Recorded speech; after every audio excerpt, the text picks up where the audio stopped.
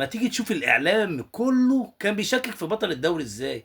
يلا بينا. الزمالك مش هيعمل حاجه السنه دي، كل سنه وانت طيب. ليه؟ لو دخلت الزمالك في منافسه مع اهلي وبيراميدز انت كده خليت طموحاتك اكبر من امكانياتك. نادي الزمالك السنه دي لا مش هياخد حاجه.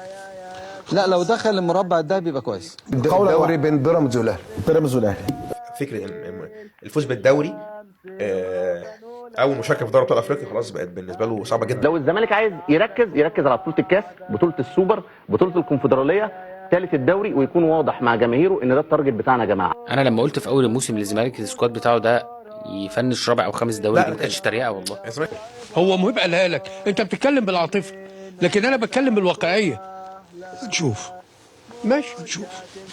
صفر صفر صفر خلاص على الارض وفي الجو في ليالي استاد القاهرة الكبير، في سماء المحروسة، في سماء القاهرة، مصر كلها تعلنها بوضوح بوضوح. الدوري فين؟ الدوري فين؟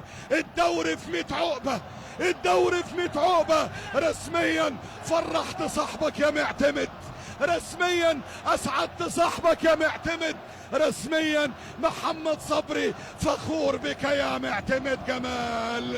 اخيرا الدوري في 100 عقبة، ها هي حسمت، ها هي اعلنت، ها هي كتبت.